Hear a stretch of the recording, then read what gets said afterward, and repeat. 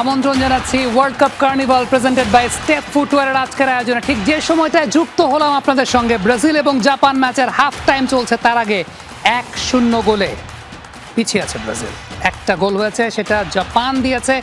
লো ব্লকে খেলছিল তারা, একটা সুযোগের অপেক্ষা করছিল, সেই সুযোগের সৎ ব্যবহার তারা করেছে। আমাদের সহকর্মী মুজনেবিন তারেক আমাদের সঙ্গে যুক্ত আছেন মার্কিন যুক্তরাষ্ট্র থেকে। এই ম্যাচটা তিনি কাভার করছেন, তার সঙ্গে সরাসরি যুক্ত হতে চাই। তারেক, হট ফেভারিট ব্রাজিল, অন্যদিকে জাপান একটা নতুন ধারার ফুটবল শুরু করেছে এবং এই ফুটবলটা অনেক বেশি মাত্রায় প্রশংসিত হচ্ছিল। তাদের অ্যানালিস্টদের প্রসঙ্গে অনেক কথা হচ্ছিল। 25 জন অ্যানালিস্ট রয়েছেন যারা বিশ্ববিদ্যালয়ের স্টুডেন্ট। জাস্ট হাইড্রেশন ব্রেক, তারপরে এই গোলটা, যেটার জন্য তারা অপেক্ষা করছিল, জাস্ট লো ব্লকে খেলতে খেলতে সুযোগের সৎ ব্যবহার। কি বলবেন?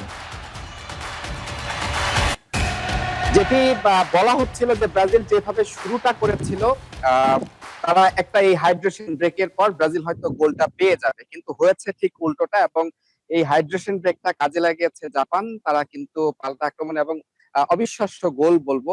ব্রাজিল তাদের নিজেদের অর্ধে যে মিস্টেকটা করেছে, সেটা সুযোগ নিয়ে অনেকটা একা গোল করেছেন এবং ফাঁকা গোল করেছেন। আমার মনে হয় যে ব্রাজিলের ডিফেন্স তারা এই চতুর্থ ম্যাচে এসে তারা খেয়ে হারিয়েছে। এবং আমি যেটা বলছিলাম যে আমার পেছনে এই হিউস্টন স্টেডিয়াম, এবং এতক্ষণ ম্যাচের প্রথম 25-26 মিনিট কিন্তু ব্যাপক ক্রাউড ছিল, আমরা সেই আওয়াজটা শুনতে পাচ্ছিলাম। এখন সেখানে কিন্তু জাপানিজরা তারা কিন্তু তাদের সেই উৎসবটা এখন শোনা যাচ্ছে, এবং হলুদ ঢেউ সেটা কিন্তু এই মুহূর্তে অফ আছে, এবং সেটা কিন্তু ব্রাজিলের নিজের দোষে। এখানে আমরা যদি বলি যে ম্যাচের পারফরমেন্স, আপনি অনেকগুলো বিষয় টেনেছেন যে জাপান নতুন ধারার ফুটবল খেলছে। নিশ্চয়ই সামি, আপনার মনে আছে যে এই ফুটবল যে নতুন ধারার ফুটবল, এটার পেছনের কারিগর কিন্তু একজন ব্রাজিলিয়ান সাবেক বা তারকা এবং কিংবদন্তি জিকো। তিনি জাপানের এই দলটার বা জাপানের কোচ ছিলেন, 2006 সালে তার অধীনে খেলেছিল।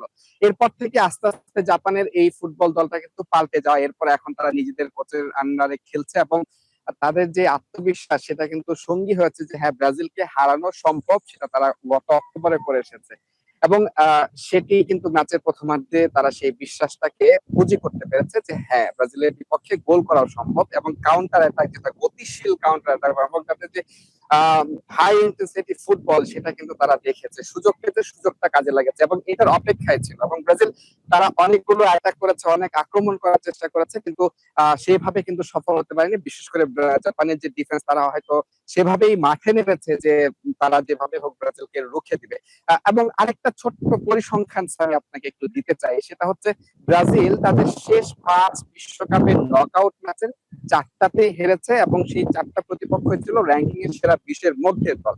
জাপানও কিন্তু এবার র্যাঙ্কিং এর সেরা 20-এর মধ্যে দল। এখনো ম্যাচটা ব্রাজিল হারেনি, কিন্তু তারা গোল খেয়েছে, এবং সেই জুজুটা তারা কিন্তু এই হিউস্টনেও টেনে আছে এখন পর্যন্ত। যা মনে হচ্ছে যে নকআউটে র্যাঙ্কিং এর 20-এর মধ্যে দল প্রতিপক্ষ হলেই ব্রাজিল খেই হারায়, এবং তার আগের 4টাতে তারা সেটা করেছে। এবার এখন পর্যন্ত সেই জুজুতে তারা আছে, 1-0 গোলে পিছিয়ে আছে। ম্যাচের বাকি প্রথম দ্বিতীয়ার্ধ শেষে আসলে এই জুজুটা তারা কাটাতে পারে কিনা, এটা এখন দেখার বিষয়। সামি, তারেক, ওয়াজ ইট ভেরি রিস্কি জাপানের এগেনস্টে যখন এরকম হাই প্রেস ফুটবল খেলবে, এবং ব্রাজিল আলটিমেটলি সবাই ওই অর্থেই গিয়ে খেলছিলেন, এই স্ট্র্যাটেজিটা অনেক বেশি মাত্রায় রিস্কি ছিল কিনা? কারণ আমরা প্রত্যেকেই এই ওয়ার্ল্ড কাপে দেখেছি প্রত্যেকটা ম্যাচে ট্রানজিশনে জাপান কতটা ভয়ঙ্কর। 5-4-1-এর একটা লো ব্লকে তারা খেলে, জাস্ট ট্রানজিশনের সময় একদম পুরো ব্যাপারটা চেঞ্জ হয়ে যায়। আপনার পেছনে একজন ব্রাজিলিয়ান সমর্থককে দেখতে পাচ্ছি, এখনো আশা রাখছেন?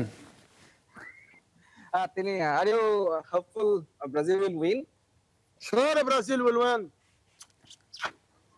Allahu Brazil! তিনি আশাবাদী ব্রাজিল জিতবে শেষ পর্যন্ত। Transmission, সামি, আপনি যেটা বলছিলেন, আমরা সেই বিষয়টা নিয়ে একটু কথা বলি যে আপনি যেটি বলছিলেন যে 20 জন অ্যানালিস্ট বা 50 জন অ্যানালিস্ট, তারা স্টুডেন্ট, তারা নিয়ে এসছে, এবং তারা কিন্তু সেটা প্রমাণ প্রত্যেকটা ম্যাচে রেখেছে। আপনি গ্রুপ পর্বের ম্যাচগুলো দেখেন, সেখানে কিন্তু নেদারল্যান্ডসকে তারা রুখে দিয়েছেন। নেদারল্যান্ডস এবারে বিশ্বকাপে সুইডেনের বিপক্ষে তারা এবং এটা বোঝা যায় যে তারা তাদের নিয়মিত অধিনায়ক সহ সেরা 3 জন তারকাকে ইনজুরির কারণে রেখে এসেছে। তারপরও এই দলটা কতটা শক্তিশালী হলে বিশ্বকাপের শুরুতে এভাবে করা যায়, সেটা জাপান দেখেছে। এবং আপনি যেটা বলছেন যে তাদের ডিফেন্সটা একদম কম্প্যাক্ট ডিফেন্স Yes, এবং সেটা তারা defense, ব্রাজিলের বিপক্ষেও তারা ধরে রেখেছে এবং আমার মনে হয় Right. যে কার্লো আনচেলত্তি এই জায়গাটায় Carlo এই Ancelotti, পরিকল্পনায় কিছুটা হলেও পিছিয়ে গেছেন। তারেক, আপনাকে অসংখ্য ধন্যবাদ। আমার মনে হয় আপনাকে একটু রিলিজ করে দেওয়াটাও প্রয়োজন, আপনাকে একটু রিলিজ করা প্রয়োজন। কার্লো আনচেলত্তি ব্রাদারের সেটা নামটা কমন পড়েছে, যে কারণে তিনি সহমত জ্ঞাপন করেছেন। আপনি ওদিকটা সামলান, আমরা এই জায়গাটায় আপাতত আপনাকে বিদায় জানাচ্ছি, কারণ স্টুডিওতে আমাদের অন্যান্য সহকর্মীরা আছেন, তাদের সঙ্গে আমাদেরকে যুক্ত হতে হবে। আমরা দেখবো, ম্যাচটা দেখার চেষ্টা করবো। ইন দ্য মিন টাইম একটা খুব সম্ভবত কি দেখছি, এটা সাবস্টিটিউশন হচ্ছে, কে করছে জানি না। আহমেদ বিন পারভেজ আছেন, আফনান পিয়াল আছেন আমাদের সহকর্মী, অঙ্কুর জোন গোমেজ আছেন। অঙ্কুর জোন গোমেজ তিনি নর্মালি সোশ্যাল মিডিয়াতে তাকে আমরা দেখি ফুটবল নিয়ে কথা বলেন। পারভেজ, ওকে, নেইমারকে এই পাশে দেখা যাচ্ছে যে নেইমার খুব সম্ভবত ওয়ার্ম আপ সিচুয়েশন আছেন। লুকাস পাকেতা কি বেরিয়ে যাচ্ছেন? হ্যাঁ, পাকেতা লুকাস বেরিয়ে পাকেতা বেরিয়েছেন। পারভেজ, স্টার্টিং উইথ পিয়াল আসতেছে এই জায়গাটায়, স্টার্টিং উইথ ব্রাজিল বেশি রিস্কি গ্যাম্বলিং করে ফেলেছিল কেন শুরুর দিকে? কারণ জাপান ট্রানজিশনে ওরা এই কাজটাই করবে, 5-4-1 বসে থাকবে, দেন ট্রানজিশনটা করবে। ওয়াজ ইট ভেরি রিস্কি? এটা জানা কথা ছিল জাপান আসলে কি করতে চায়, বাট তাই বলে তো আর ব্রাজিলও সিটব্যাক করবে না। আমার কাছে বরং মনে হচ্ছে ব্রাজিলের স্টার্টটা বেশ ব্রাইট ছিল। তারা বলের ওপরে তাদের কন্ট্রোল ছিল, তারা জাপানের হাফেই অ্যাটাক করছিল। বাট জাপানের যেই ডিফেন্সিভ সেটআপটা আপনি পুরো 45 মিনিট দেখলে আসলে 1 সেকেন্ডের জন্য মনে হবে না যে তারা আউট অফ শেপ ছিল, কিংবা কোনোভাবে ব্রাজিল তাদেরকে ট্রাবল করতে পেরেছে। যা করতে চায় না সেরকম কিছু করতে বাধ্য করেছে। তো এইটাই আমার কাছে সবচেয়ে বড় শঙ্কার ব্যাপার। জাপান গোল দিয়ে ফেলেছে সেটা বিষয় না, ব্রাজিল যে ক্লিয়ার কাট চান্সেস ক্রিয়েট করতে পারে না ফার্স্ট হাফে যথেষ্ট, সেটা আমার জন্য অনেক বেশি কনসার্নিং। এবং ব্রাজিলের খেলার টেম্পোটা আমার জন্য বেশ কনসার্নিং, যে তারা যে গতিতে খেলছে, এই গতিতে অ্যাটাক করে আপনি একটা 5-4-1 ব্লক এভাবে হয়তো ভাঙতে পারবেন না। নতুন কিছু প্রয়োজন। পিয়াল, ইমিডিয়েটলি কি আসলে নেইমারকে নামানো উচিত কিনা, মানে এই জায়গাটায় যদি ব্রাজিল মোমেন্টামটা নিতে চায়? আমার কাছে মনে হয় হ্যাঁ, নেইমার ইনজুর থাকতে পারেন, পুরোপুরি ফিট নাও থাকতে পারেন, কিন্তু বড় প্লেয়ারের যে ব্যাপারটা, সামি বড় প্লেয়ার মানেই বড় প্লেয়ার। তিনি দুনিয়ায় যে কোনো দিনে তিনি বড় প্লেয়ার। আগের ম্যাচেও তিনি অল্প সময় খেলেছেন, কিন্তু আমরা দেখেছি যে তিনি বেশ কিছু কি পাস দিয়েছেন, ভালো কিছু চান্সও ক্রিয়েট করেছেন।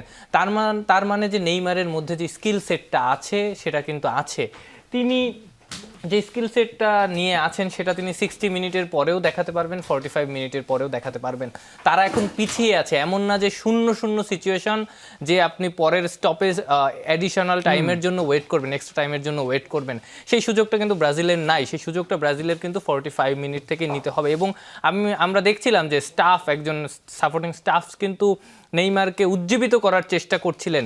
নেইমারকে ডাগ আউটে রেখে উজ্জীবিত করার চেয়ে নেইমারকে মাঠে পাঠিয়ে দলের ব্যালেন্সটা আরো বেশি বাড়ানো জরুরি, দলকে আরো উজ্জীবিত করা জরুরি। ইন দ্য মিন টাইম খুব সম্ভবত গ্যাব্রিয়েলের কারণে বেঁচে গেল ব্রাজিল এই জায়গাটায়, এরিয়াল ডুয়েলে পারে না। অঙ্কুর, ঠিক এই মুহূর্তে যে অবস্থাটা, আমরা খেলা দেখতে দেখতেই বিশ্লেষণটা করব, এই মুহূর্তে সেকেন্ড হাফে আসার পর ব্রাজিল কি করতে চাচ্ছে, জাপান কোন ফর্মুলায় খেলছে?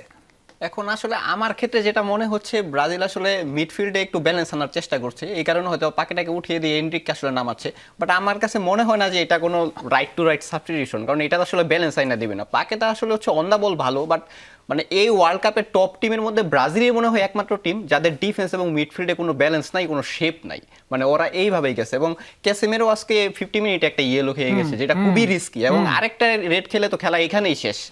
সো আমার ক্ষেত্রে মনে হয় যে ব্রাজিল হয়তো অন দা বলে এখন বলে একটু ব্যালেন্স রাখার জন্য এবং লং রেঞ্জ ট্রাইয়ের জন্য তারা এনরিককে নামাইছে। যেহেতু লো ব্লক, তো হয়তো বক্সের বাইরে কিছু অ্যাটেম্প্ট পাবে, সেটা হয়তো বা এনরিককে দিয়ে নেওয়ার চেষ্টা করবে। এবং এনরিকের ওই বল স্ট্রাইকিংটা খুবই ভালো হয়, এই কারণে হয়তো বা চেষ্টা করছে। তবে আমার ক্ষেত্রে মনে হয় নেইমারকে নামিয়ে দেওয়া উচিত, কারণ যেহেতু জাপান লো ব্লক করছে এবং জাপান কিন্তু খুব বেশি কাউন্টারে উঠবে না, উঠলেও হয়তো বা তাদের ওই গোল দেওয়ার যে হাংগ্রিনেসটা সেটা থাকবে না। তো আমার ক্ষেত্রে নেইমার এই টিমগুলোর এগেনস্টে খুবই ভাইটাল হতে পারে। ভিনির সাথে যদি 1-on-1 বা 2-1 ক্রিয়েট করে যদি ওই সাইড দিয়ে কিছু বক্সে ক্রস ডেলিভার করতে পারে, জাপানের এগেনস্টেই তাদের যে হাইটটা উচ্চতা আছে সেখান থেকে একটু কাউন্টারে কিন্তু জাপান, তবে সেই জায়গাটা একটা ট্যাকেল একেবারে সেন্টার সার্কেলের মধ্যে, খুব সম্ভবত মার্কুইনোস কি সেখানে ট্যাকেল করেন, গ্যাব্রিয়েল ট্যাকেল না, দানিলো ট্যাকেলটা করেছেন সেই জায়গাটাতে।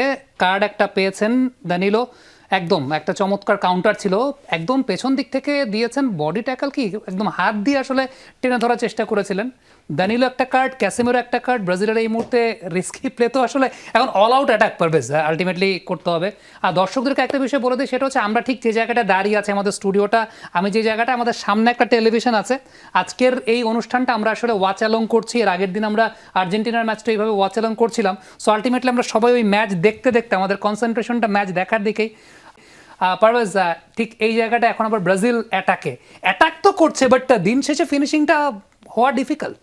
ফিনিশিং হওয়া ডিফিকাল্ট, তবে এই মুভটাকে আমার খুব একটা খারাপ মনে হচ্ছে এনরিকে নিয়ে আসার। কারণ কুনিয়া, আপনি দেখবেন যে প্রথম হাফে যে দুটো শট অন টার্গেট ছিল দুটাই কুনিয়া নিয়েছেন এবং সেন্ট্রাল এরিয়া থেকেই আউটসাইড দ্য বক্স থেকে তিনি শটগুলো নিতে পেরেছেন। সো স্পেসগুলো বেসিক্যালি আসবে জাপানের ডিফেন্সের সামনেই, এবং ওই স্পেসে সেন্ট্রাল রিজনগুলোতে যদি ভালো বল স্ট্রাইকার আপনি নিয়ে আসতে পারেন সেই ক্ষেত্রে সেটা অপশনটা ডাবল হয়ে যায়। সো বেসিক্যালি অ্যাঞ্চেলটি যেটা করেছেন, মিডফিল্ডার একজন কমিয়ে তিনি ওই কুনিয়াকে সাপোর্ট দেওয়ার জন্য আরেকজন সেন্ট্রালি পজিশন প্লেয়ারকে রাখছেন, যার পায়ে বল আসলে মোস্ট লাইকলি শুট করার অপরচুনিটিস পাবেন, কারণ ভিনি উইথ দিচ্ছেন, এ প্রান্তে রায়ান উইথ দিচ্ছেন। সো মাঝখানে দুজনকে রাখার চেষ্টা করা হচ্ছে এই জায়গাটায়। আগে ছিল একটা 4-4-2 বাট ডায়মন্ড, যেখানে কুনিয়া ফলস 9 ছিলেন, বাট এখন এটা হয়ে গেছে 4-2-4, যেখানে ব্রুনো গিমারেস এবং ক্যাসেমেরো দুই মিডফিল্ডার আছেন এবং তাদের সামনে 4টা ফরওয়ার্ড, ডানে খেলছেন রায়ান, বামে খেলছেন ভিনি এবং মাঝখানে দুজন রয়েছেন। আরও একটা সুযোগ এসছিল, বাট জাপান আসলে একটা মুহূর্তের জন্য, আবারও আমি বলতে বাধ্য হচ্ছি, এক মুহূর্তের জন্য মনে হচ্ছে না যে তাদের যে ডিফেন্সিভ শেপটা বা স্ট্রাকচারটা আছে সেটা থেকে তাদেরকে কোনোভাবে ব্রাজিল নাড়াতে পেরেছে সো ফার। পিয়াল, এটা ব্রাজিলের জন্য আরো বেশি মাত্রা রিস্কি কিনা গোল খাওয়ার জন্য? ডেফিনেটলি অল আউট অ্যাটাক তো করবে, বাট সেটা সম্ভাবনাটা বাড়িয়ে দেয় কিনা? এর মধ্যে ব্রাজিলের একটা অ্যাটাক ছিল অবশ্য, জাপানের গোলকিপার এগিয়ে এসে শুট করেছেন। জাপানের অ্যাটাক ছিল ইনফ্যাক্ট সেই জায়গাটা অ্যালিসন বেকার এগিয়ে শুট করেছেন।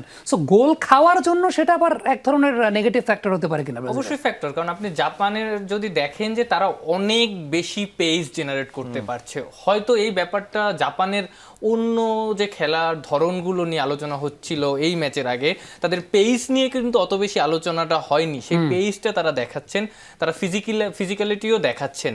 অনেক বল কিন্তু তারা ব্রাজিলের প্লেয়ারদের কাছ থেকে নিয়ে গেছেন জাস্ট শরীরটাকে ব্যবহার করে।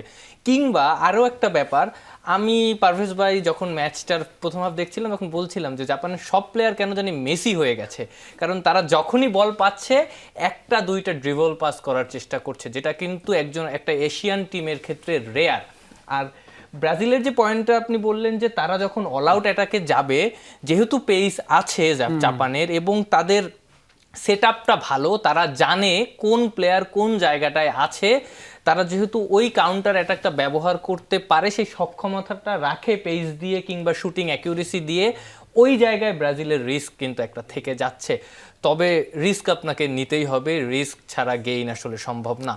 আর একটা ব্যাপার যেটা এনরিকের ক্ষেত্রে বলছিলেন দুজনেই, আমি একটু যোগ করি, এই ওয়ার্ল্ড কাপে কিন্তু লং রেঞ্জ শট থেকে অনেক গোল হয়েছে, অনেক গোল। এজন্য একটা হতে পারে, কারণ আপনি যদি দলগুলো দেখেন এই ওয়ার্ল্ড কাপে কিন্তু তুলনামূলক দুর্বল দল একটু বেশি, তারা ওই ডিবক্সের ভেতরে কয়েকটা ডিফেন্ডারকে রেখে খেলাটাকে পরিচালনা করতে চায়। জাপানেরও আপনি কমেন্টেটরের হয়তো কথাটা শুনেছেন যে খুবই কনজাস্টেড ছিল একটা সময়, তো ভিনিসিয়াস কিন্তু ডিবক্সের মধ্যে ওই অপরচুনিটিটা পাবে না। ব্রাজিলকে যদি গোল করতে হয় ডিবক্সের একটু বাইরেই দিতে হবে। লং রেঞ্জ শুট যারা করতে পারেন, এনরিকে কিংবা আরে সেভ অসাধারণ লং রেঞ্জে ছিল, এটা লং রেঞ্জে ছিল, বাট একটা ডিফ্লেকশন হয়েছে, একটা হেডার ডিফ্লেকশন হয়েছে সেই জায়গাটাতে। এইটাই চেষ্টা করতে হবে ইনফ্যাক্ট ব্রাজিলকে এই মুহূর্তে। এক্স্যাক্টলি। এবং পিয়াল যে পরিসংখ্যানটা বলছিল, আমি একটু পরিসংখ্যানটা বলে দেই। গত বিশ্বকাপে, কাতার বিশ্বকাপে লং রেঞ্জের গোল হয়েছিল 12টা, এর আগে রাশিয়া বিশ্বকাপে লং রেঞ্জের গোল হয়েছিল 15টা, এই বিশ্বকাপে ফ্রান্সের সর্বশেষ ম্যাচ পর্যন্ত লং রেঞ্জের গোল হয়েছে 23টা। তার মানে সংখ্যাটা আসলে কোথায় যেতে পারে? অঙ্কুর, এই মুহূর্তে কি মনে হচ্ছে? ব্রাজিল তো চাপাচ্ছে। আমার ক্ষেত্রে মনে হয় ব্রাজিলের তো আসলে এখন আর হারানোর কিছু নাই, যেহেতু এক গোল খেয়ে গেছে। তো এই ম্যাচে আসলে ব্রাজিলের অ্যাটাক করে যেতেই হবে। এবং ব্রাজিলের যেহেতু ডিফেন্সে মোটামুটি যেহেতু দুই ফুলব্যাকি উপরে উঠে না, তারা যেহেতু মিডফিল্ডে এক্সট্রা প্রোটেকশন নেওয়ার জন্য এনরিককে নামায় দিছে, সো তারা হয়তো বা কাউন্টারে খেলাটা স্লো করে দিয়ে মিডফিল্ডের প্রোটেকশন নিয়ে এখন এই ফুলদমে অ্যাটাক করার চেষ্টা করবে। তবে সমস্যা যেটা হচ্ছে, ভিনিসিয়াসের সাথে 2 ভার্সেস 1 ক্রিয়েট হয়েছে। ভিনিসিয়াস যখনই বল পায়, আমি বারবার দেখতেছি তার সাথে কিন্তু দুইজন ডিফেন্ডার চলে যায়। সো তাকে এই ম্যাচে আমার মনে হয় না লেফট সাইড দিয়ে ওই স্পেস অফার করবে বা অ্যাটেম্প নেওয়ার জন্য। ভিনিসিয়াস যেটা করতে পারে, হয়তোবা তার সাইডের দুইটা প্লেয়ারকে টাই নেয় না, হয়তোবা ডগলাস সান্তোসকে একটু উপরে উঠাইতে পারে এবং ওকে দিয়ে হয়তোবা বক্সে কিছু বল ডেলিভার করাইতে পারে। তাছাড়া আসলে ভিনিসিয়াসের সাইড দিয়ে আমার মনে হয় না ব্রাজিল খুব বেশি কিছু করতে পারবে। যেটা করতে পারবে ক্রসের অ্যাটেম্প করতে পারে, বাট একজনের ড্রিবল পাস করলে দেখা গেছে আরেকজন এসে বলটা ক্লিয়ার করে দেবে, রিকভারি করে দিতে পারবে, যেহেতু জাপানের আসলে রিকভারি পেসটাও খুবই ভালো। পারভেজ, আলটিমেটলি তো ক্রসই হচ্ছে, ক্রস আর লং বলই হচ্ছে। ভিনি কিন্তু একদম লাইনে দাঁড়িয়ে খেলছেন। এর আগের দিন দেখছিলাম যে দুই সেন্টার ব্যাকের মাঝখানে গোল কি হলো নাকি? গোল গোল গোল গোল ও মাই গড, নাকি গোল লাইন থেকে? Goal line clear, goal line clearance. এখন তো আবার জাপানের কাউন্টার। ভালো বল জাপানের ওকে ভালো counter- বল, এখানে কিন্তু মাঝখানে প্লেয়ার আছে। এখানে 4:3 সিচুয়েশন, জাপানের একটা প্লেয়ার বাম পাশে চলে গেছে, একদম জাস্ট হেড হলে না, একটা হালকা ডিফ্লেকশন, একটা কর্নার। সো এরিয়ালে না দিয়ে গ্রাসি শট করলে হয়তো, গ্রাসি পাস থাকলে হয়তো এই জায়গাটায় গোলের সুযোগটা ছিল। পারভেজ, এটাই মনে হয় জাপান ওয়েট করবে এবং সেটাই করছে। ভিনিসিয়াস অসাধারণভাবে বলটা ভেতরে রাখতে পেরেছিলেন আসলে, এই বারেও লেগেছে মোস্ট লাইকলি। ভাই ব্যাডম্যানের কপাল খারাপ, এটা হাতে লাগছে। লেগে না, বারে লেগেছে আনইনটেনশনালি, প্লেয়ারের গায়েও লেগেছে। মাথায় লেগে, কিপারের গায়ে লেগে।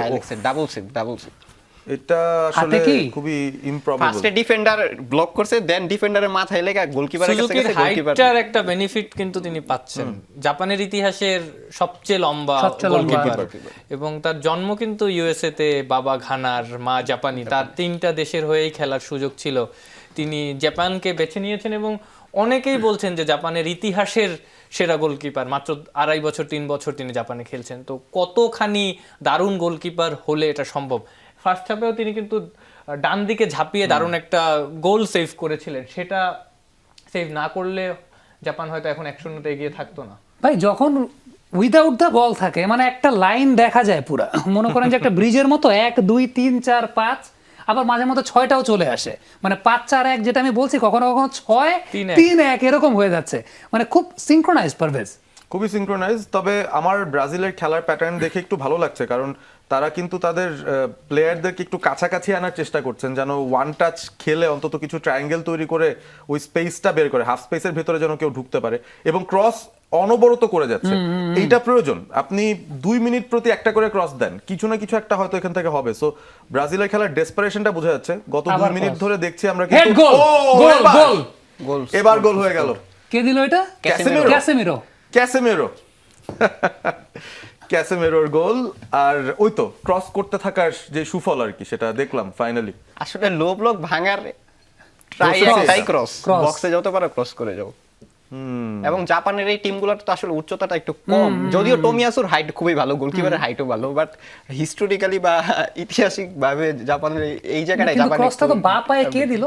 ডগলাস ওইটা সান্তোস খুব চিন্তা করতে হবে। সম্ভবত। ডগলাস সান্তোস খুব সম্ভবত এটা দেখতে হবে আবার, মেবি আমরা যখন গোলটা আবার ঠিকঠাক দেখাবে তখন দেখতে পারবো। বাট আমি আসলে এই ওয়ার্ল্ড কাপ শুরুর আগে থেকেই একটা বিষয় নিয়ে নিশ্চিত ছিলাম যে ব্রাজিল যদি সেট পিস বা ক্রসেস ঠিকঠাক ব্যবহার করতে পারে, সেখানে ক্যাসেমিরো এবং গ্যাব্রিয়েল মাগালেস এই দুজনই সবচেয়ে বড় ওয়েপন। ভাই আমি তো এটা চিন্তা করতেছি, এই ওয়ার্ল্ড একটা কাপে লাইন তো টানলে তো বিপদ। ক্যাসেমিরো ফার পোস্টে দাঁড়িয়েছিলেন, চান্স আছে, সান্তোসেরই ক্রস মনে হচ্ছে, এবং ক্যাসেমিরো যে জায়গায় দাঁড়িয়ে আছেন ইনিশিয়াল পজিশনটা দেখে কিন্তু হালকা সন্দেহ হচ্ছে। ভিআর হাতের উপরে অনেক কিছু ডিপেন্ড করতে পারে। ইরানের ওই ম্যাচের মতো হাতের একটু নখ ভিআর বের হয়ে মনে থাকতে গেছে। পারে। যদি ভিআরে গিয়ে থাকে তাহলে তো প্রবলেম।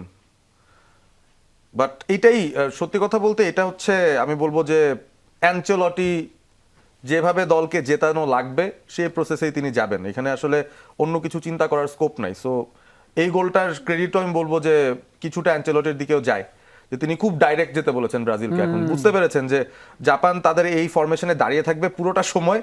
ইয়েস, গোল দেয়া হয়েছে, গোল দেয়া হয়েছে। So it's 1-1। পারভেজ ভাই কিন্তু খুবই ভালো একটা কথা বলছে। ক্যাসেমিরো এই সিজনে 10টা গোল করছে ম্যানচেস্টার ইউনাইটেড, এবং উনি যদি ইউনাইটেড ফ্যান, উনি আসলে তার মধ্যে দেখছেন 7টা বেশিরভাগ গোলই হেডে, বেশিরভাগ 7টা গোল হেডে। আপনার দুই প্লেয়ার কিন্তু এই টিমে আছে, ম্যাথিউস কুনিয়া আর এদিকে। হ্যাঁ, ক্যাসেমিরো তো চলে গেছেন, বাট ওই তো এখনো আমি তাকে আমাদের ইউনাইটেডের প্লেয়ার কনসিডার করি আর কি। বাট নতুন ক্লাবে তো জয়েন করেননি এখনো। খুব ভালো ইন্টার লাগছে মায়ামি। যে ফাইনালি মানে অ্যাট লিস্ট যে ইয়েলো খাওয়াটাই তো তার কন্ট্রিবিউশন ছিল সো ফার। এবং ফার্স্ট গোলটার ক্ষেত্রেও কিন্তু ক্যাসেমিরোর হ্যাঁ, পাস তার দিয়ে রোলটা জাস্ট থেকে। চলে গেল সামনে, সানোকে দেখে মনে হলো যে ক্যাসেমিরো নেই, ইনভিজিবল। তো এইসব প্রবলেম ফেস করার পর আসলে বিগ মেন্টালিটি দেখিয়েছেন আসলে।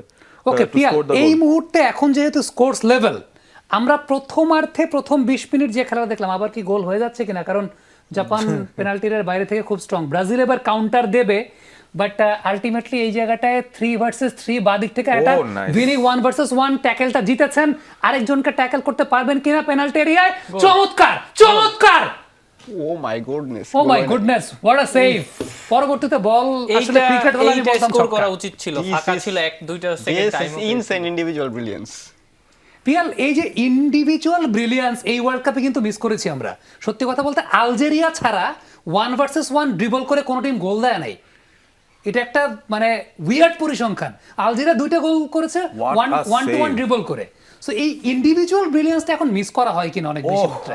হতে পারে, তবে ইন্ডিভিজুয়াল ব্রিলিয়ান্স যে ছিল না এমনটা মানে আমি ড্রিবল বলছি, ডিবক্সের ভেতরে ড্রিবলের কথা বলছি। এটা একটা ব্যাপার, বাট যদি আপনি একক নৈপুণ্য বলেন, ওইটা পেনাল্টির বাইরে থেকে কিলিয়ান এমবাপ্পে হ্যাঁ, দেখিয়েছেন, সেটা আছে। ভিনিসিয়াস প্রথম ম্যাচে দেখিয়েছেন মরক্কোর এগেইনস্টে। হ্যাঁ, ওই জিনিসটা নাই, কারণ এইবার প্রত্যেকটা দলই হয়তো অন্য ট্যাকটিক্সে খেলছে, অনেকটা লো ব্লকে খেলেছে। এবং আপনি যদি দেখেন যে 4টা দলের মধ্যে যদি গ্রুপ পর্বে 2টা দল থাকে একটু তুলনামূলক উইকার, তো তারা চেষ্টাই করে যে একটু লো ব্লকে খেলতে, সেই জায়গাটায় ভিন্ন ট্যাকটিক্সে যেতে হয়। কিন্তু 2টা সমসাময়িক টিম কিংবা ভালো স্ট্রং টিম যদি 2টা থাকে, যারা একই ধরনের স্ট্রেংথ হোল্ড করে, তাদের কিন্তু খেলাটা এরকম হয়, কাউন্টার অ্যাটাক থাকে। সেই ক্ষেত্রে হয়তো এই ধরনের খেলা আপনি মিস করেছেন। বাট আমার বিশ্বাস, যেহেতু রাউন্ড অফ 32 শুরু হয়েছে, রাউন্ড অফ 16 থেকে আপনি হয়তো এই ধরনের খেলা দেখবেন, আমরা হয়তো এই ধরনের খেলা দেখবো। আমরা যে অ্যাটাকটা আসলে দেখলাম, সেটা ঘটনাটা আচ্ছা অফসাইডটা চেক করা হচ্ছে, ভিআর চেক করা হচ্ছে না, ক্যাসেমিরো আসলে offside-এ অফসাইড ছিলেন। জোনে ছিলেন না সামান্যর জন্য। সামান্যর জন্য। ইনফ্যাক্ট আমরা এই বিশ্বকাপে 2টা ইনসিডেন্ট দেখলাম, ইরানের নখের অফসাইড, অন্যদিকে আবার আরেকটা কোন একটা ম্যাচেও সেটা নখের অফসাইড, পর্তুগালের ম্যাচে একটা নখের অফসাইড, কলম্বিয়ার একজন খেলোয়াড় ছিলেন। কলম্বিয়ার একজন খেলোয়াড় যিনি সানচেজ, সেন্ট্রাল ব্যাক পজিশনে। অঙ্কুর, এই মুহূর্তে আসলে কি চলছে? কারণ এই মুহূর্তে কিন্তু নো লঙ্গার জাপান দেখছি না যে ওই লো ব্লকে বসে আছে, জাপানও আসলে অ্যাটাক করছে। এখন আসলে জাপানের তো ওই সময় তো গোলটা ডিফেন্ড করা দরকার ছিল, এখন তো আসলে জাপানের ডিফেন্ড করার মতো কিছু নাই। জাপানের তো আলটিমেটলি যদি সিট ব্যাক করতে থাকে, জাপান কিন্তু অ্যাটাক ওয়েলকামই করতে থাকে। সো জাপানের উল্টা অ্যাটাক করতে হবে। আমরা একটা কথা জানি, attack is the best defence.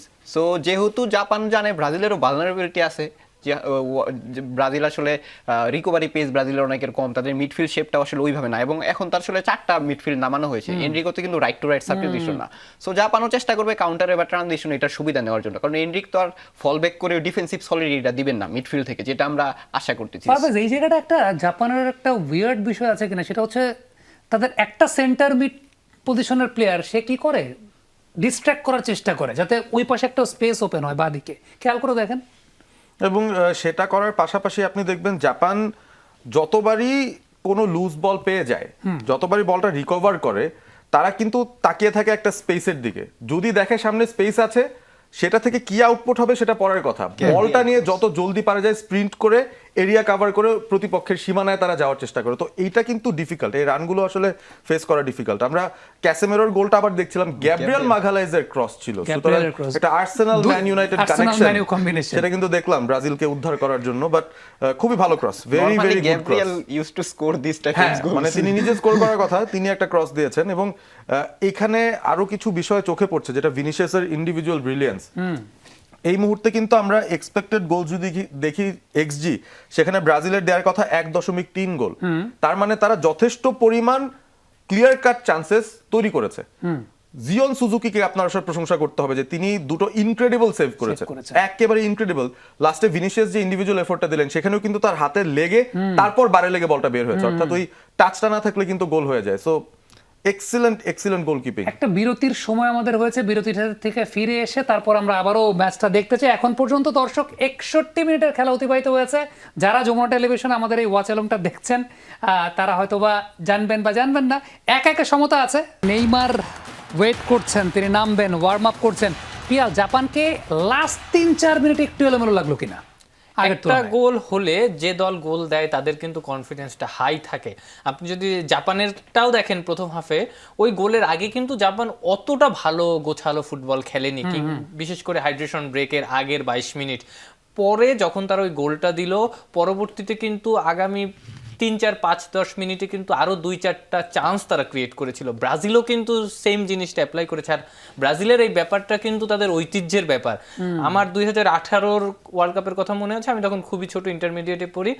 90 minute পর্যন্ত ব্রাজিল কোনো গোল দেয়নি, খুব সম্ভবত কেইলর নাভাসের এগেনস্টে।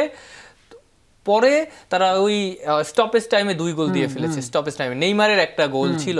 তো ব্রাজিলের কিন্তু এই ঐতিহ্য আছে। তারা কি করে, বড় দলগুলো কি হয়, যখনই নিজেরা একটু গুছিয়ে নেয় তারা একদম কিল করে দেয় খেলাটা। ব্রাজিল তো বড় দল, 5টা ওয়ার্ল্ড কাপ তারা শুধু জেতেনি, এতগুলো শিরোপা। ম্যাথিউস কুনিয়া, মার্টিনেলি নামছেন, তারা কিন্তু সেম জিনিসটা দেখাচ্ছেন। আর নেইমারের যে ব্যাপারটা, নেইমারের যে ধরনের কোয়ালিটি নেইমার হোল্ড করেন, ভিনিসিয়াস কিন্তু এই ওয়ার্ল্ড কাপে সেই ধরনের কোয়ালিটি দেখাচ্ছেন। সেই বা প্রান্ত থেকে একা নিয়ে গিয়ে ডিবক্সের মধ্যে ঢুকে ওইখান থেকে তিনি কখনো পাস করছেন, কখনো নিজেই ট্রাই করছেন। শেষ গোলটা কিন্তু তিনি পেয়েও যেতে পারতেন। এই ইন্ডিভিজুয়াল ব্রিলিয়ান্সের কারণেই কিন্তু জাপান এই মুহূর্তে একটু এলোমেলো ফুটবলটা পারভেজ, খেলছে। ম্যাথিউস কুনিয়াকে বসিয়ে মার্টিনেল্লি, মানে আমি ভাবছিলাম যে হয়তোবা ম্যাথিউস কুনিয়া থাকবেন ওই জায়গাটাতে। আমার মনে হয় ব্রাজিল যে ট্যাকটিকে আসলে খেলছে তারা নিজেরাই বুঝতে পারছে যে তারা ক্রসে বেশি ঝুঁকতে পারে, তো রিলেটিভলি টলার একজনকে নিয়েছে। প্লাস যেহেতু এখন ইকুয়ালাইজ সিচুয়েশন 1-1, মাটিয়াস কুনিয়ার চেয়ে ডেফিনেটলি মার্টিনেলির পেস বেশি।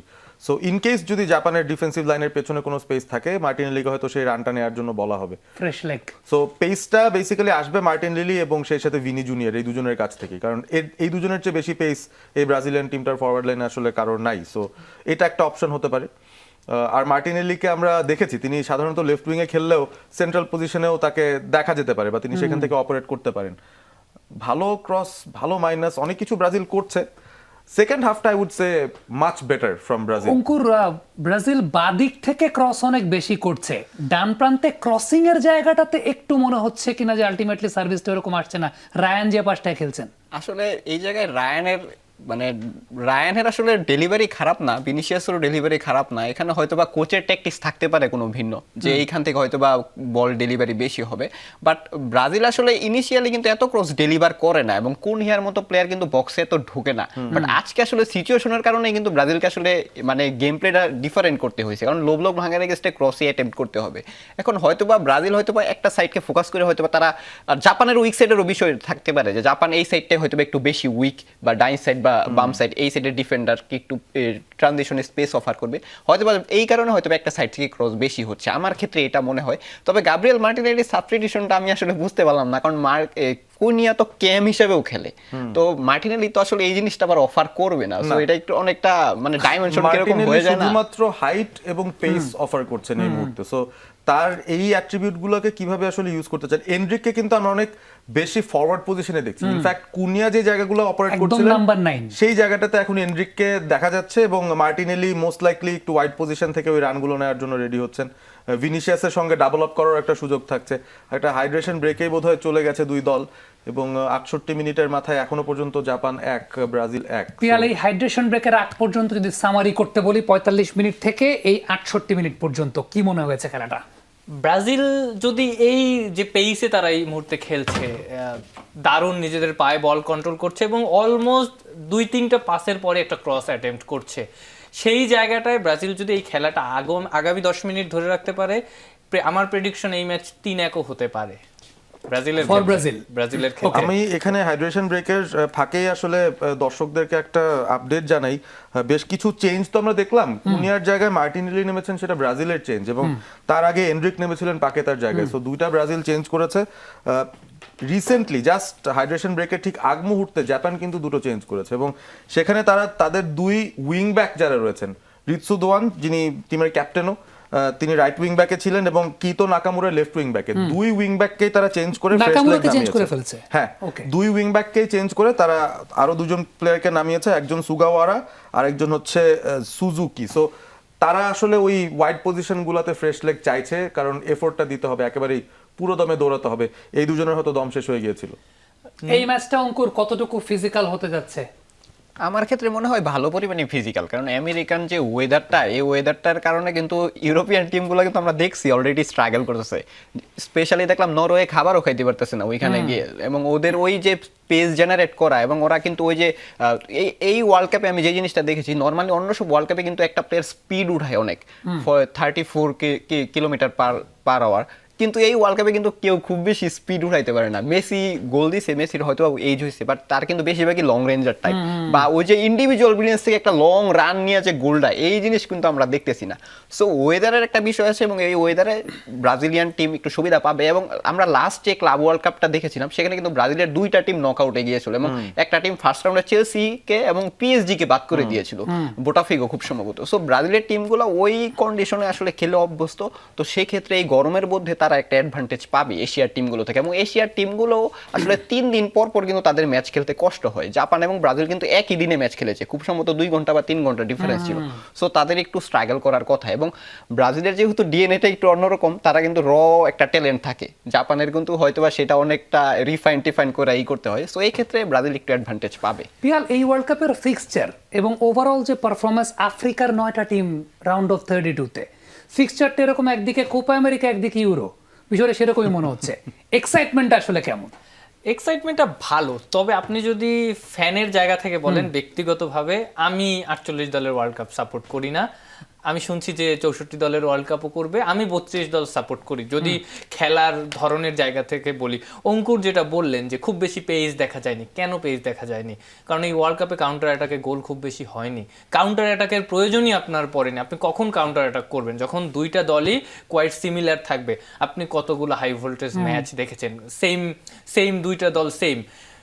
টপ 16-এর আগে, রাউন্ড অফ 16-এর আগে কিন্তু সেটা খুব বেশি দেখা যাবে না। সো এখন পর্যন্ত যে খেলাগুলো হচ্ছে খুব ইজি। এই ম্যাচটা অনেক কঠিন ম্যাচ, মরক্কো ব্রাজিল ম্যাচটা অনেক কঠিন ছিল, অস্ট্রিয়া আর্জেন্টিনা ম্যাচটা অনেক বেশি কঠিন ছিল, সো ফ্রান্স নরওয়ে ম্যাচটা অনেক বেশি কঠিন ছিল, যদিও নরওয়ে তাদের বেস্ট 11টা খেলায়নি। সো এইসব ম্যাচ হলেই না আপনার ওই পেসটা থাকবে। কিংবা আপনি যদি দেখেন দুনিয়ার সবচেয়ে গতিময় ফুটবলারদের একজন আলফান্সো ডেভিস, তিনি খুব বেশি সুযোগ খেলতে পারছেন না ইনজুরির জন্য। এমবাপ্পের ওই সুযোগটা প্রয়োজনই পড়েনি, দেমবেলের ওই প্রয়োজন পড়েনি, রাশফোর্ডের ওটা প্রয়োজন পড়েনি। সো এখন পর্যন্ত এই ওয়ার্ল্ড কাপটা কিন্তু কোয়ালিটি খুব বেশি অফার করতে পারছে না। আমরা প্রচুর গোল দেখছি, মেসি রোনালদো নেইমারের শেষ ওয়ার্ল্ড কাপ, আমরা ইমোশনাল হচ্ছি, নস্টালজিক হচ্ছি, কিন্তু খেলাধুলার পয়েন্ট অফ ভিউ থেকে যদি বলি কোয়ালিটি অফ ফুটবল, সেই জায়গাটায় কিন্তু একজন ফ্যান হিসেবে অনেকেই হয়তো আশাহত হচ্ছেন। যদিও অনেকগুলো নতুন দেশ খেলছে, তাদের কালচার সম্পর্কে আমরা জানতে পারছি, তাদের ফাইট সম্পর্কে আমরা জানতে পারছি, যেমন ডিআর কঙ্গো, তাদের ইমোশন, কেপ ভার্দে তাদের ইমোশন। কিন্তু যদি খেলাধুলার পয়েন্ট অফ ভিউ থেকে বলি, কোয়ালিটি অফ ফুটবলের পয়েন্ট অফ ভিউ থেকে বলি, একটু হতাশ হচ্ছি। বাঁ দিক থেকে অ্যাটাক ব্রাজিলের ভিনি জুনিয়র, ইন্ডিভিজুয়াল ব্রিলিয়ান্স, 4 জন ঘিরে ধরেছেন, একটা বল কাট ব্যাক করেছিলেন, তবে সেই জায়গায় আবারও কিন্তু ব্লক। পারভেজ, মার্টিনেল্লির কাজ কিন্তু দেখলাম আমরা একটু আগে। মার্টিনেলির কাজ দেখবো আমরা ফার্দার, কারণ তিনি এনার্জি প্রোভাইড করার ক্ষেত্রে খুবই ভালো, এবং যে আর্সেনাল টিমটার হয়েও তিনি খেলেছেন, দে আর ফিজিক্যালি ভেরি অ্যাস্টিউট, এবং তাদের ট্রেনিং রেজিমস, প্ল্যানস, আমরা যেটাই বলি না কেন, very hard hitting team. So আমার মনে হয় অ্যানচেলটির আসল চেহারাটা আস্তে আস্তে করে কিন্তু আমরা দেখছি, যে তিনি ব্রাজিল টিমটাকে তার মতো করে ট্রান্সফর্ম করছেন, তার মতো করে খেলাতে চাইছেন, তার মতো খেলোয়াড়দেরকে তিনি আসলে বেশি গেম টাইম দিচ্ছেন। আমরা কিন্তু এক্সপেক্ট করছিলাম যে তিনি ফ্লেয়ার নিয়ে আসার জন্য বোধহয় নেইমারকে নামিয়ে দেবেন, অন্য পরিকল্পনা করবেন। তিনি কিন্তু গিয়েছেন ওই ফিজিক্যাল মেথডে, যে জাপানকে ফিজিক্যালি আমাদের একটু হারাতে হবে, গতিতে হারাতে হবে, কারণ জাপান আমাদেরকে গতিতে কিন্তু আউটক্লাস করছে। সো নেইমার হয়তো অন্যরকম একটা প্রবলেম ক্রিয়েট করতে পারতেন, কিন্তু তাকে ঘিরেই আসলে ব্রাজিলের বাদবাকি খেলোয়াড়দেরও কিন্তু একটু সাবধান থাকা লাগতো। They needed to protect him as well. So Ancelotti ওই ঝামেলায় না গিয়ে তিনি সরাসরি বললেন যে let's play the physical battle with them, তাদেরকে ফিজিক্যালি আমরা আউটক্লাস করার চেষ্টা করি। সো সাবস্টিটিউশনগুলোর প্যাটার্নটা আমার সেরকমই মনে হচ্ছে। অঙ্কুর, আমি কি একটু যোগ হাইটটা- করবো? হ্যাঁ, sure, sure. নেইমারের কথা যেহেতু পারভেজ ভাই বললেন, আপনার কি মনে হয় যে যেহেতু তিনি পেনাল্টিটা খুব ভালো নেন এবং তিনি যেহেতু ইনজুরি থেকে ফিরেছেন, খুব বেশি তার খেলার সুযোগটাও হয়নি, তাকে ওই অ্যাডিশনাল টাইম, অতিরিক্ত যে 30 মিনিট, ওই সময়টায় নামাবেন যাতে তার কাছ থেকে পেনাল্টি সার্ভিসটা পাওয়া যায়, কিংবা একদম শেষের দিকে 90 মিনিটের আগে আগে?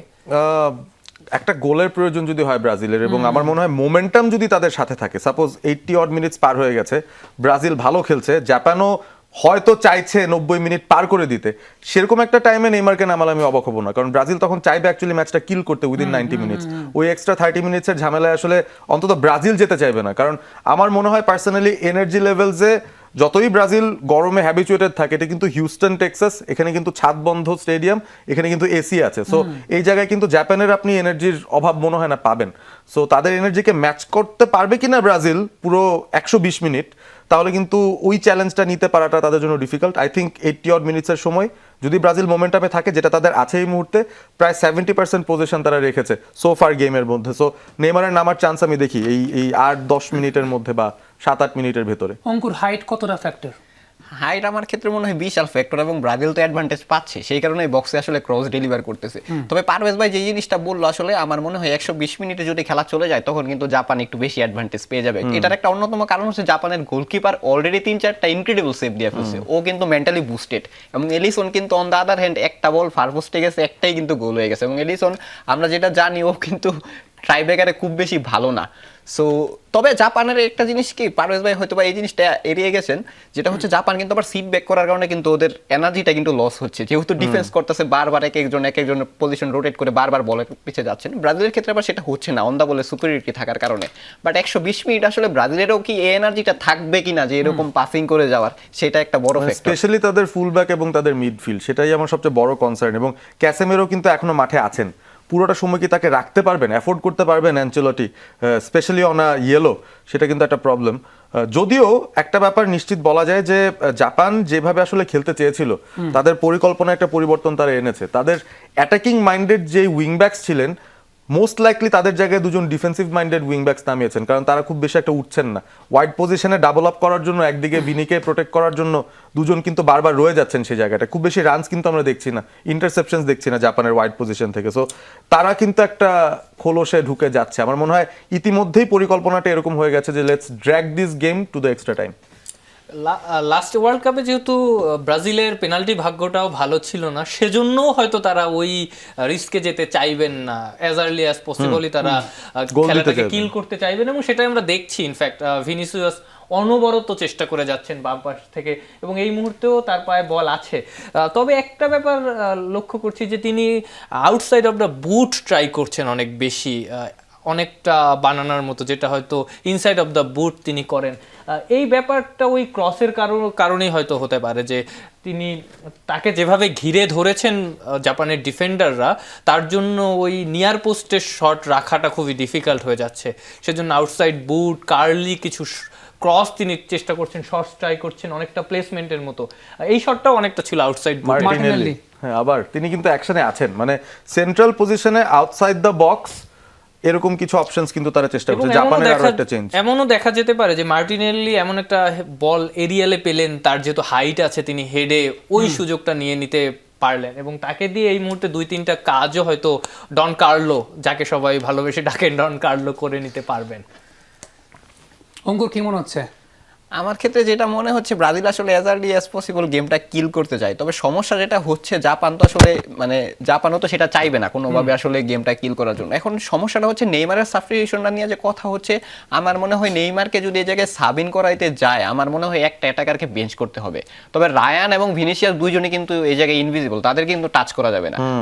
খুব সম্ভবত এনরিককে উঠাই নিতে হবে। কিন্তু আবার একটা সমস্যা হচ্ছে, এনরিক কিন্তু সেকেন্ড হাফে নামছে। সো সেকেন্ড হাফে নামা একটা প্লেয়ারকে উঠে আনো, এটা কিন্তু অনেকটা লজ্জাজনক হয়ে যাবে। ইনফ্যাক্ট উঠাতে পারবেও না হয়তো, ফুটবলের নিয়ম বলে ইনফ্যাক্ট উঠাইতেও পারবে না যে সেকেন্ড হাফে নামবে। না, এরকম কোনো নিয়ম নাই মনে হয়। Any player can be subbed off, এটা কোনো সমস্যা না। একবার সাবস্টিটিউশন থেকে নেমেও তিনি যেতে পারেন। দুটো যে আরো পরিবর্তন হয়েছে জাপান দলটায়, আও তানাকা তিনি ঢুকেছেন এবং মাচিনো ঢুকেছেন, সুতো মাচিনো। দুজন মিডফিল্ডার যারা সেন্ট্রাল মিডফিল্ড পজিশনটা অপারেট করছিলেন, তাদের জায়গায় এই দুজনকে নিয়ে আসা হয়েছে। আও তানাকা লিডসে খেলেন এবং কামাদার জায়গায় তিনি নামছেন, অর্থাৎ ক্রিস্টাল প্যালেসের একজন প্লেয়ারকে সরিয়ে লিডসের একজন প্লেয়ারকে নিয়ে আসা হয়েছে। জাপান অতি ডিফেন্সিভ কিনা এখন? মানে এখন তো মনে হচ্ছে 5-4-1 না, এখন তো মনে হয় 6-7টা দেখছি ওই জায়গাটায়। 9-1 হতে পারে, 9-1 হতে পারে। হ্যাঁ, কারণ হচ্ছে তাদের কাছ থেকে মোমেন্টামটা ব্রাজিল নিয়েছে। প্রথম 22 মিনিট, ম্যাচের প্রথম 22 মিনিট ব্রাজিল যেভাবে খেলেছিল, তারা কিন্তু সেকেন্ড হাফের শুরু থেকেই সেভাবে খেলছে। এবং যেটা দেখা যাচ্ছে যে তারা ব্যাক করছে না কখনোই। থাকে না অনেক সময় যে তারা অ্যাটাকে গিয়ে দলগুলো আবার ব্যাক করে, আবার নিচ থেকে শুরু করে, ব্রাজিল ওই চেষ্টাতে নাই। তারা পুরোপুরি তাদের মনোনিবেশই করেছে, যে ফ্লোটা তারা পেয়ে গেছে সেই ফ্লোটাই কাজে লাগাতে, এবং সেই ফ্লো থেকে একটা গোল এসেছে।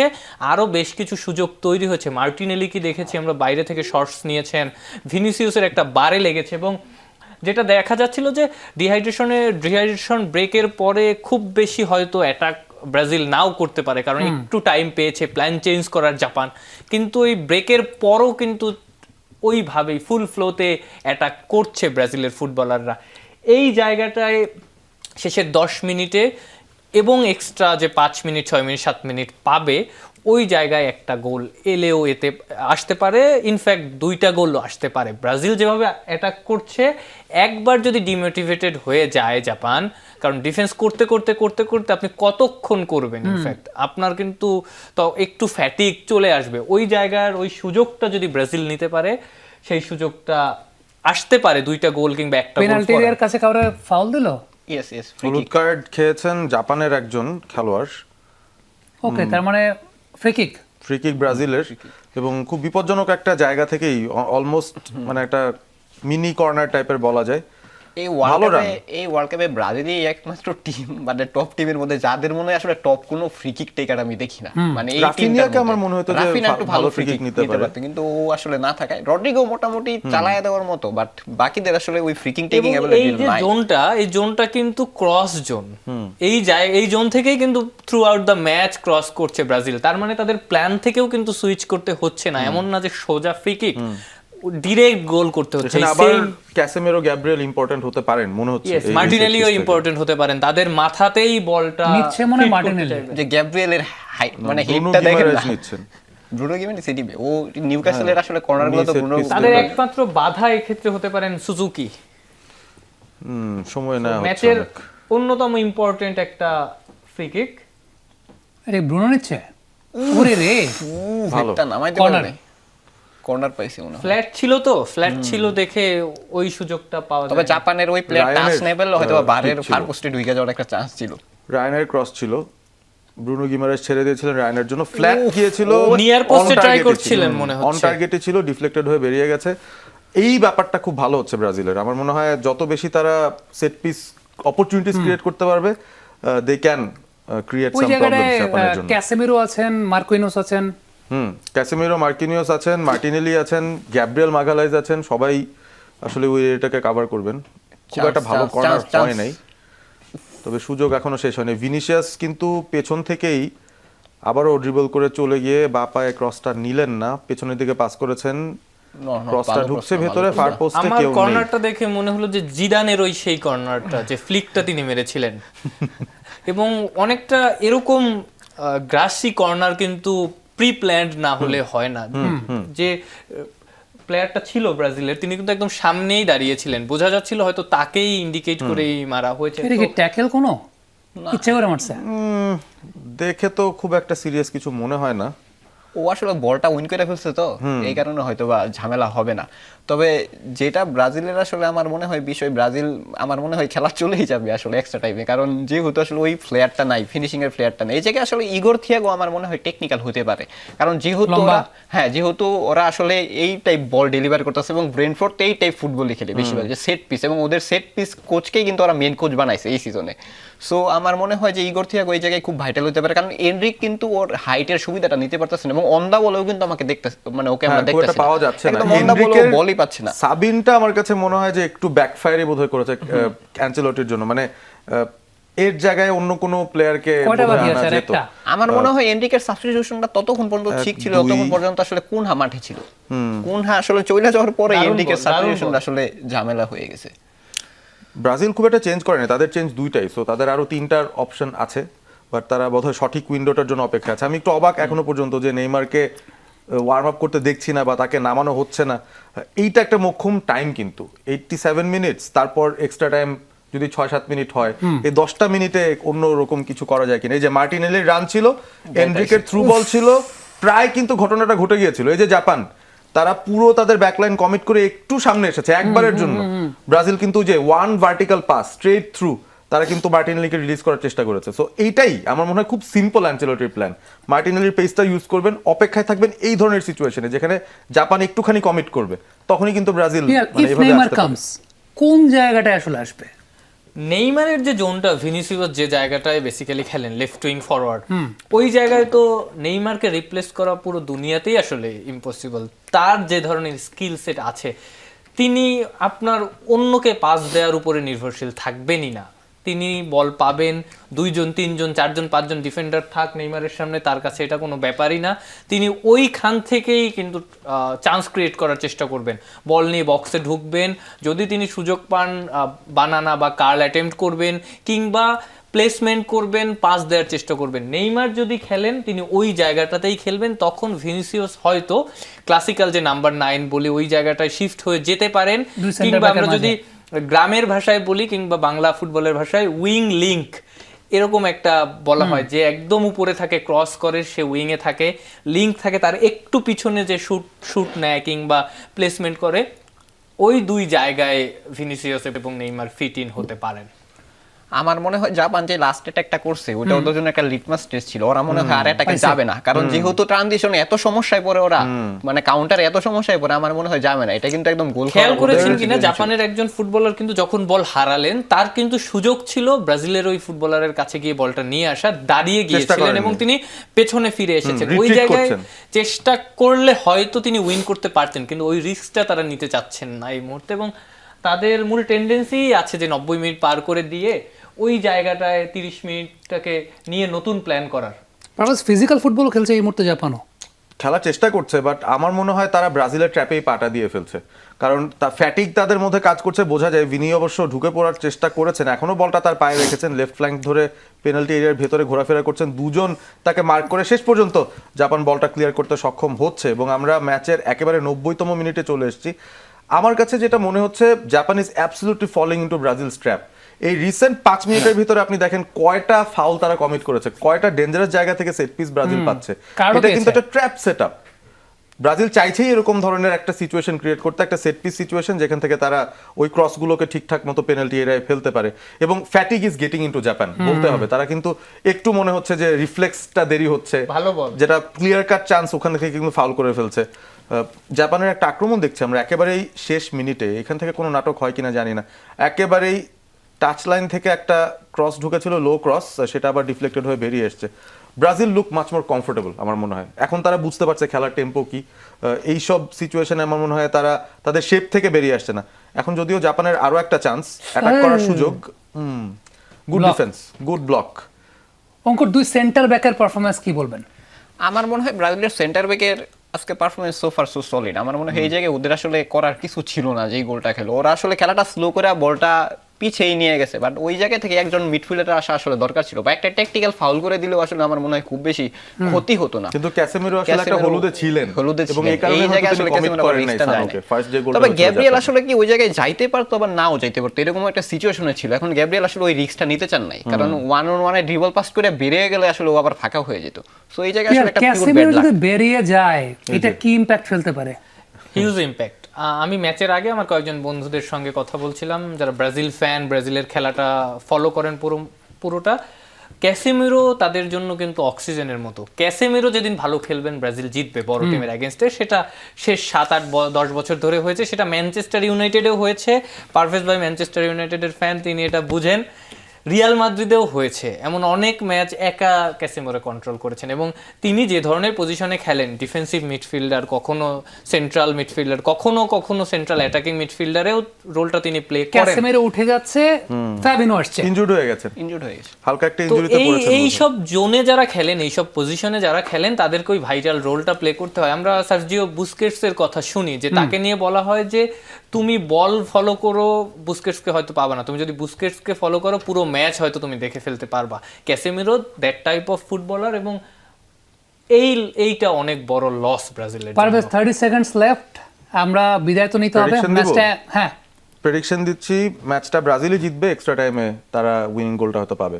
অঙ্কুর আমার ক্ষেত্রে মনে হয় ব্রাজিল একটা গোল দিয়ে দিয়ে হয়তো বা খেলা কিল করে দিবে। যদি আসলে ওয়ান অফ দোজ ম্যাচ আসলে যে জায়গায় আসলে কিছু বলা যাচ্ছে না, বাট যেহেতু ব্রাজিল সাপোর্টার, সো ইমোশনটা একটু ব্রাজিলের পক্ষে কাজ করে। সো আমার ক্ষেত্রে আমি বিশ্বাসী ব্রাজিল আরেকটা গোল দিয়ে হয়তো বা খেলা কিল করে দিবে। পিয়াল 110 মিনিটের পরে গিয়ে নেইমারের গোল, ব্রাজিল জিতবে। আমি ঠিক এটাই বলেছিলাম অফ এয়ারে। ওকে দর্শক, এই ছিল আমাদের আজকের আয়োজনে। এতক্ষণ আমাদের সঙ্গে থাকার জন্য ধন্যবাদ। এখন পর্যন্ত ম্যাচ 90 মিনিট পার হয়ে গেছে। দুজনে বলছেন 110 মিনিট পরে নেইমারের গোলে ব্রাজিল হয়তো বা জিতবে। Let's see.